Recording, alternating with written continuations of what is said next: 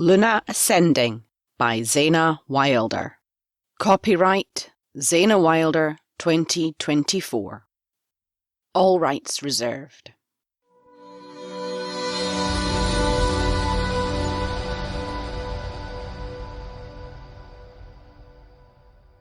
Chapter 3. Freya. Tripping over the doorstep of my flat, I finally release my hair from its severe bun. Coppery curls spring out in all directions as I massage my aching scalp. Rolling my shoulders, a big puff of air escapes, and I start to relax. Hell, it's good to be home. Thank the goddess the school shut early. I quickly ditch my cardigan, skirt, and hideously bobbled tights in favour of an extra-large, vibrantly yellow jumper. Huffing quietly, I retrieve the fluffy slipper socks I stuffed down the back of the sofa and flop onto the grubby cushions. Home! My fingers play over my birthmark behind my ear. It eases my migraines a little. At least tonight it's not a full-blown, eye-stabbing, brain-melting migraine. Just a simple headache. I don't need to go lie in a dark room. Instead, I'm dedicating tonight to relaxing and forgetting all about the next bloody counterfeit painting. Facing away from the easel propped in the corner, I try to block out all reminders of the debt. I hate that this has made me avoid my passion. I can't even sketch without feeling like I should be working on a forgery instead. The doorbell jangles and I groan, throwing a cushion grumpily at the wall. I want to stagnate on the sofa all night, not make painful small talk with the neighbours. Maybe I could just pretend.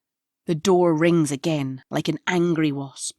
Dragging myself up, I stomp towards it and peer through the peephole. Liz! I wince as my own shriek reverberates through my skull. I fling the door open. Where have you been? I fling myself on my best and only real friend, smothering her in an enthusiastic abundance of yellow cable knit jumper. It's not until I'm in the hallway with my arms around Liz's neck I realise I'm flashing the whole floor my ass cheeks. Yanking Liz into my flat, I catch sight of the pair of us in my cracked floor-length mirror. She's showcasing an immaculate dress that skirts her bum and plunges away at the neck, showing off far more leg and boob than I'd ever dare. Beside her, I'm a yellow blob with an explosion of red frizzy curls. Her silky blonde wavelets toss around her jaw, amplifying her delicate high cheekbones as she pouts at her reflections. My friend is stunning, and it's quite frankly sickening how much she knows it. Liz chuckles, spinning around slowly. New dress! Great for the boring old office and still perfect for a night out. Wouldn't you just love to shag me? She jiggles her boobs in my face. I shuffle awkwardly on the spot. Liz's appearance and manners are so incongruously at odds. A rich daddy's girl with expensive taste, a seriously dirty mouth, and a very genuine heart. But I really wish she didn't enjoy making me uncomfortable quite so much. Well, I back away. In the crowded space, there's nowhere to go. My butt hits the coffee table and the vase sloshes water everywhere. Liz giggles and cajoles me in surprisingly gravelly tones. Come on now, Freya. She jostles towards me, making lurid kissing noises. What do you say? My headache forgotten, I splutter with laughter. Whoever would say no? I lean in to give Liz another hug, and, typically, overbalance, tumbling us both sideways into my poky living room. Liz lands cat-like, not a hair out of place, and stalks towards the kitchen, suddenly looking pensive. Well, he did, she snips. From a tangled mess on the floor, I shoot her a confused look. Who did what? Liz? My throbbing brain scrambles to catch up. He turned me down. Liz pouts. My eyes widen and I grab Liz's arm, pulling her into the tiny mothball couch. What happened?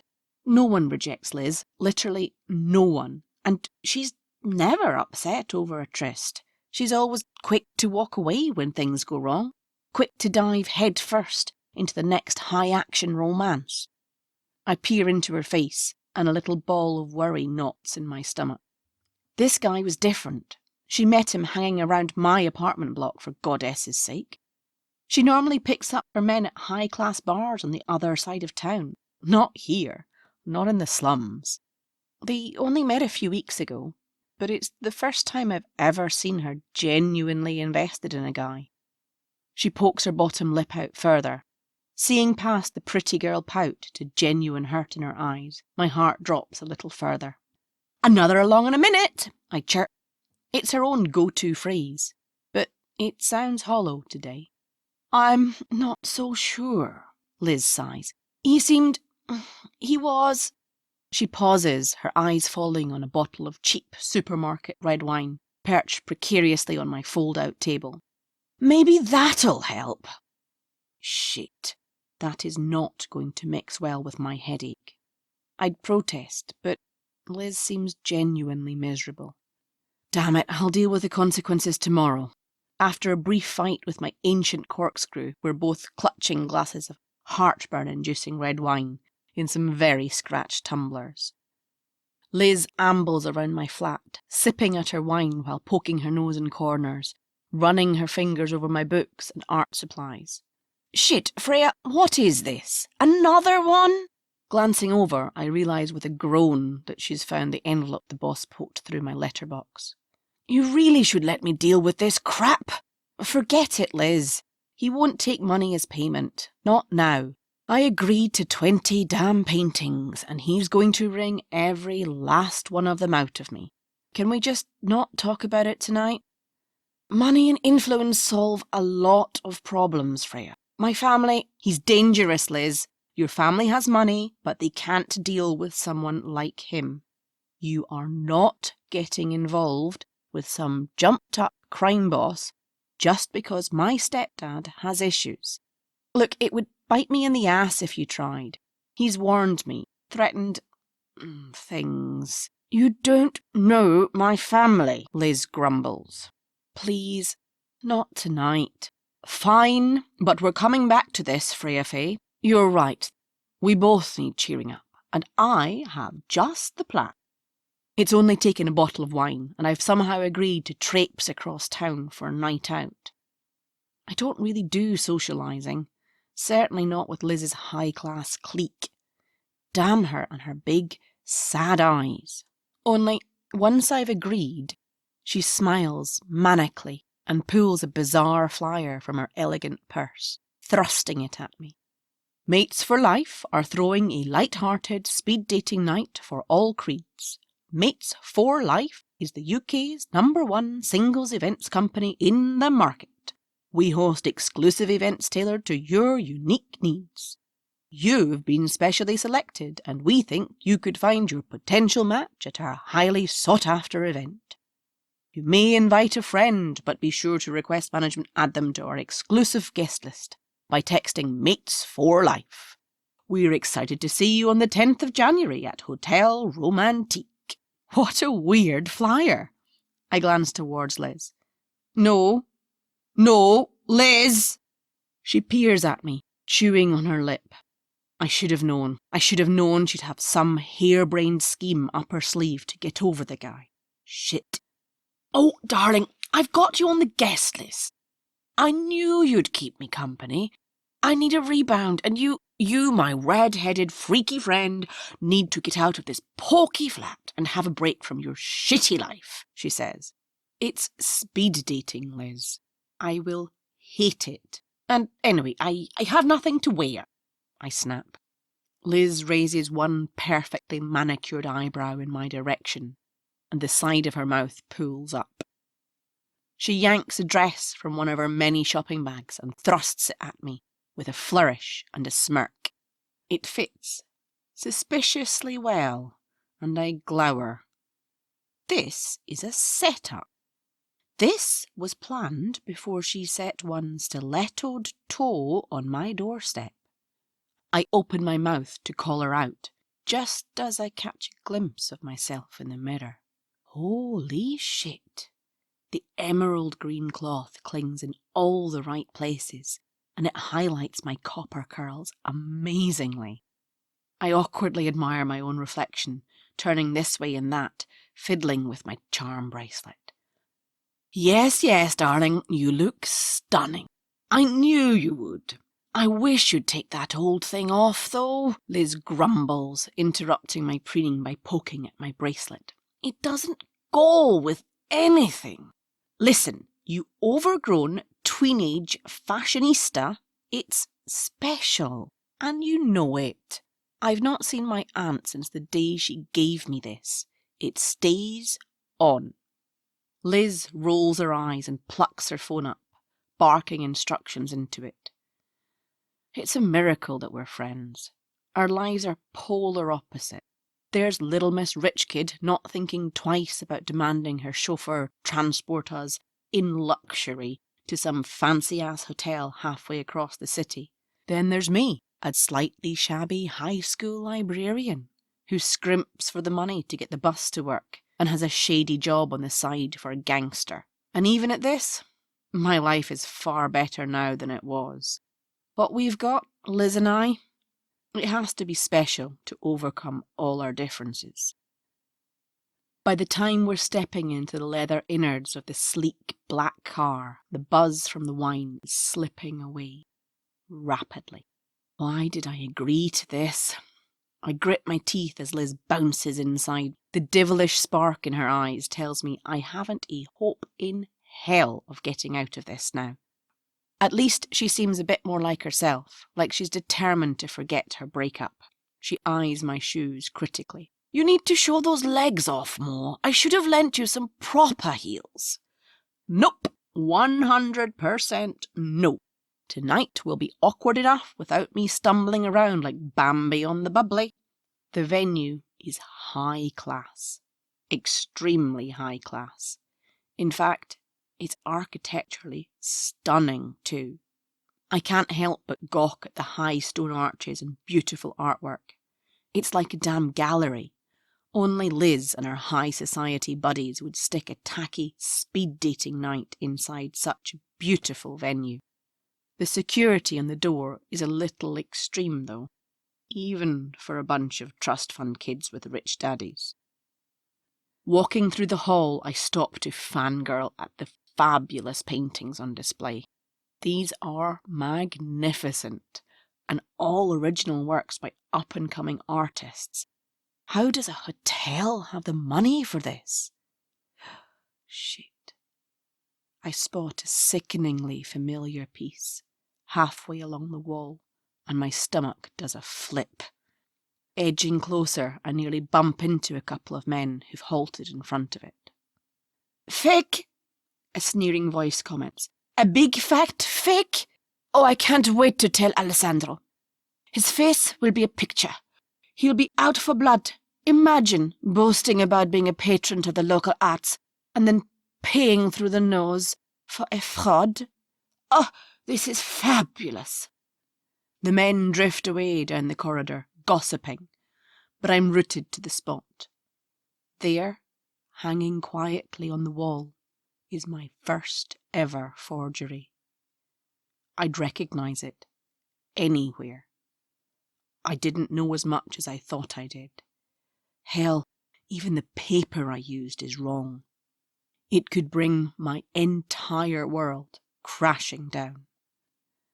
Acid burns my throat, and I blink back the tears prickling the corners of my eyes. I tear myself away from the painting. I have to get away. I have to fix this. My temples are pulsing, and my breathing is ragged. I can't think straight. I run around a corner, bowling straight into Liz. Oh, easy, darling. Where have you been? Freya? Freya, stop. What's wrong? Did you see a ghost? Worse. Okay, you're going to have to elaborate and breathe. Shit, Freya, breathe. Concentrate on your breathing. You're having a panic attack. Whatever it is, it'll be all right, but you need to breathe, damn it, Liz says. Eventually, I manage to calm myself enough to explain the disaster. I'm going to jail. I'm too young to go to jail. Shit, all because of my stupid family. I can sort it. Liz sounds calm, firm. I blink at her, stupidly. How is this sortable, Liz? My voice comes out like a strangled cat. Easy, darling. I know Alessandro. Oh, okay. Oh, Freya, I will fall head over heels in love with your little painting tonight. I will insist he sells it to me. I will, of course, demand my own trusted art historians inspect the work. They'll authenticate it before I buy it, because they'll do anything I pay them to do. Then it will vanish from the public eye. Hey presto, no jail.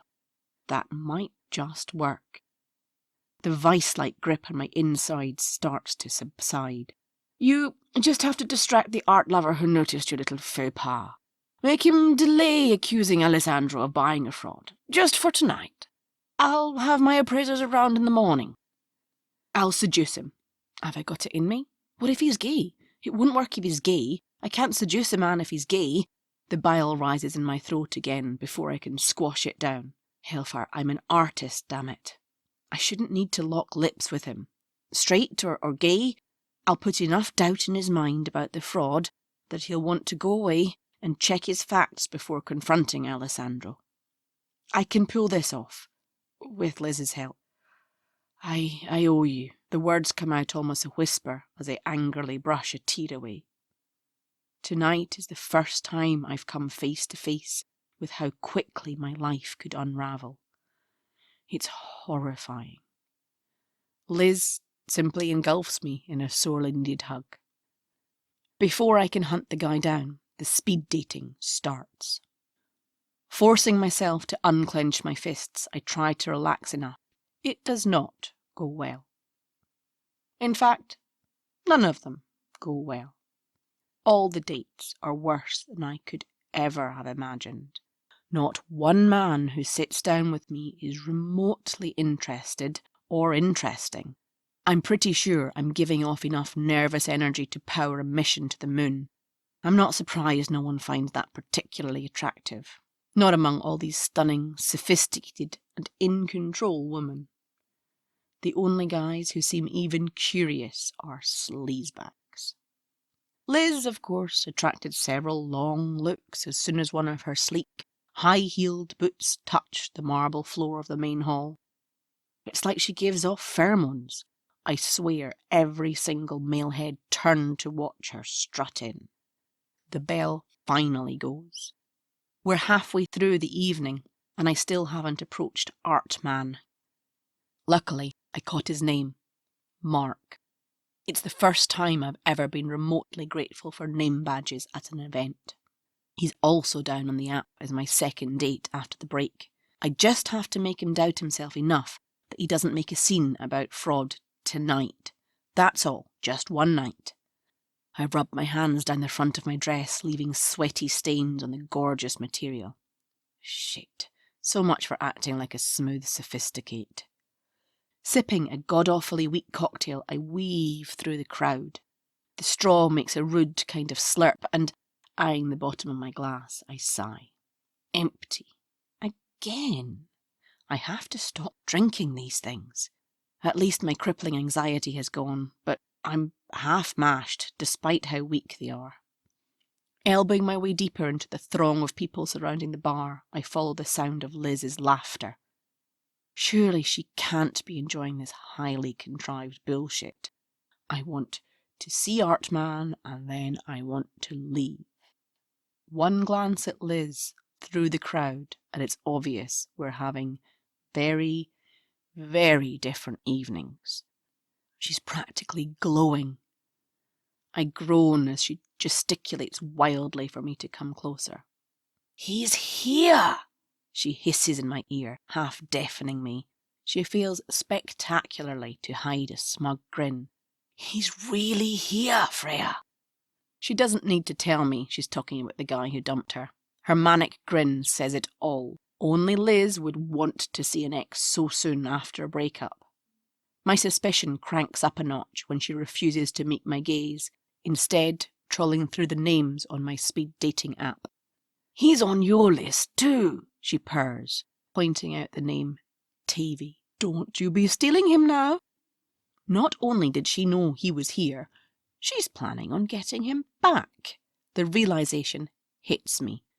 Liz must really, really like this guy. Nerves bubble in my stomach for her. Now I definitely can't leave early. What if he turns her down? Again.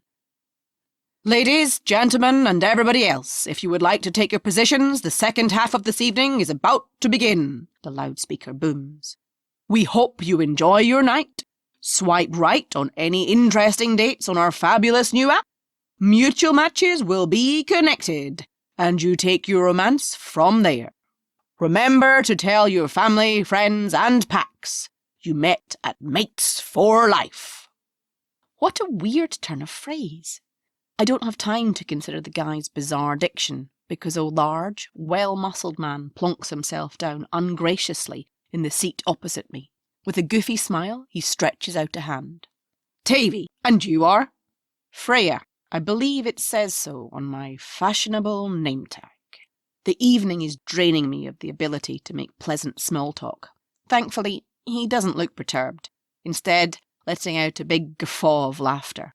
It is awful, isn't it? Tavy says loudly in the direction of the organiser, earning himself a glare. But these things serve a purpose, I guess. He looks less certain. If the purpose is to waste hours of my life that I'll never claw back, sure. I grin, warming up to him further. The next 5 minutes pass quickly. I see why Liz likes this guy. He's a gas. He's not setting my world on fire, though. And I suppose it's a damn good thing, too. Liz might just claw my eyes out over this one. At least he's easy to talk to. It's a relief. My other dates have all either talked at my boobs or been so boring I'd rather pull out my own teeth than consider spending another minute of my life with them. The back of my neck prickles. I glance quickly around the room, catching Liz boring holes into Tavy with her piercing gaze. Her current date sits crestfallen, his shoulders hunched, fingers picking at the edge of their table. She's completely ignoring the poor guy, instead intent on watching Tavy. He chatters on, seemingly oblivious. As the bell goes, Tavy gives me a massive hug before he ambles away. Smirking, I catch Liz's eye. Her scowl is pure poison. I half shrug my shoulders, eyes wide, and fan my face with a hand. I really shouldn't wind her up too much. She's about to get me out of the biggest hole I've ever been in. But she did bring me here under false pretenses. It feels only fair. Desperately trying to focus on anything other than Liz and her death glare, my gaze drifts around the room, grinding to a halt at the entrance. A dominating figure strides into the room, all raw muscle, every inch the predator. Now that is a man. He's not messing about with a pretty boy image. He's tall, broad-shouldered, and his very presence emasculates every other man here. The newcomer has my full attention. No tacky badge, so he's not part of the speed dating, which is oddly disappointing. I've hated the majority of dates I've had so far, and I'm not normally a macho man kind of girl, but there's something about him. I'm still eyeing the mysterious guy when a well-manicured hand reaches over my shoulder and places a delicate champagne flute beside me.